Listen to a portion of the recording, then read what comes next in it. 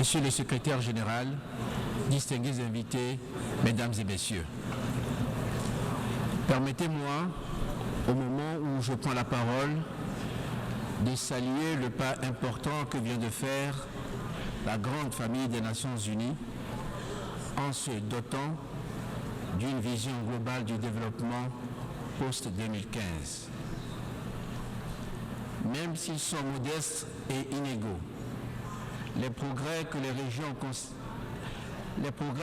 concernées ont pu accomplir à ce jour nous ouvrent la voie pour aborder avec une vitalité renouvelée les nouveaux objectifs de développement durable que nous nous fixons aujourd'hui. Le premier facteur de succès pour la réalisation de ces nouveaux objectifs est leur appropriation par les peuples que nous représentons à ce sommet. Nous devons les adapter à nos contextes régionaux et nationaux et à la diversité de nos cultures si nous voulons réaliser pleinement notre agenda.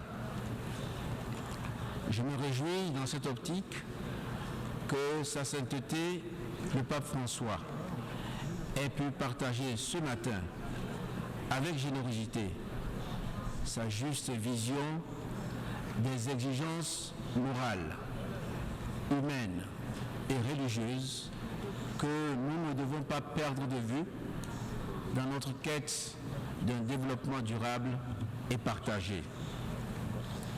Dans la même perspective, nous devons prêter une oreille attentive à l'appel pressant lancé en juin 2015 par les évêques d'Afrique et de Madagascar. À travers cet appel, ils expriment leur conviction que le développement auquel aspirent ardemment nos populations ne saurait se faire au détriment de leurs valeurs fondamentales, notamment en ce qui concerne la vie et la famille. Voilà pourquoi les évêques d'Afrique et de Madagascar nous proposent une vision plus intégrale de la personne humaine qui prenne en compte le riche patrimoine culturel de l'Afrique ainsi que les valeurs morales auxquelles elle reste attachée. Mesdames et messieurs, quels que soient les résultats obtenus par nos pays pris individuellement dans la mise en œuvre des objectifs du millénaire pour le développement, le plus important aujourd'hui est sans doute de savoir prendre appui sur la somme des expériences des uns et des autres pour nous projeter résolument dans l'avenir. Je voudrais dans cette optique exprimer toute ma gratitude à notre organisation commune pour avoir associé mon pays, le Togo, au processus de préparation de l'agenda de développement post-2015. Nous nous réjouissons tout particulièrement d'avoir été choisis avec Belize comme pays pilote pour l'expérimentation de la nouvelle approche en matière de planification intégrant le développement durable. Grâce à cette initiative, le Togo a pu accompagner la réflexion sur l'agenda 2022. Il a consolidé également son programme national de renforcement des capacités et de modernisation de l'État en vue d'un développement durable. L'expérience togolaise dans ce domaine a démontré une fois encore que le développement repose pour l'essentiel sur le facteur humain. C'est pourquoi nous avons résolu d'inscrire dans la durée nos efforts de renforcement des capacités des acteurs du développement, et ce, à tous les niveaux. Mesdames et messieurs, permettez-moi enfin de rappeler combien nos destins sont aujourd'hui liés.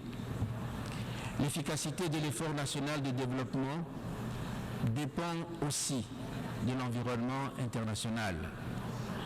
Elle dépend de notre aptitude à réaliser les prérequis sécuritaires sans lesquels aucune action durable ne peut être envisagée. Lorsque l'on examine ce que l'insécurité maritime coûte à nos économies, ainsi que les risques environnementaux majeurs qui planent sur nos espaces marins, une seule conclusion s'impose.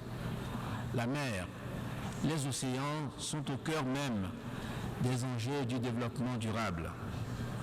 C'est en partant de ce constat que la Commission de l'Union africaine et le Togo ont convenu d'organiser en 2016 un sommet extraordinaire de la conférence des chefs d'État et de gouvernement de l'Union africaine entièrement consacré à la sécurité et à la sûreté maritime ainsi qu'au développement en Afrique. Je saisis donc l'occasion que m'offre cette tribune pour vous convier à rester mobilisés pour que le sommet de Lomé que nous préparons activement soit une réussite. J'ai la conviction profonde que ce succès nous permettra de faire un bond qualitatif vers la réalisation de nos objectifs de développement durable. Je vous remercie de votre aimable attention. Je remercie le président du Togo pour son allocution. À présent, l'Assemblée va entendre son Excellence. Hi, my name is Enzo Dosso. This is Afrovision Nouvelle. Brunch, Sunday, 9 p.m. to 10 p.m. Thursday, 1 p.m. to 2 p.m. Channel 69. Manhattan and New Jersey, Tuesday, 12:30 to 1 o'clock. Channel 67, 85, and 36. Brooklyn and Staten Island, Friday, 7 o'clock to 7:30. Channel 68, 79, and 43. Queens, Friday, 7 o'clock to 7:30. Channel 43. This is our website, www.avntv.net. Once more, www.avntv.net. Thank you.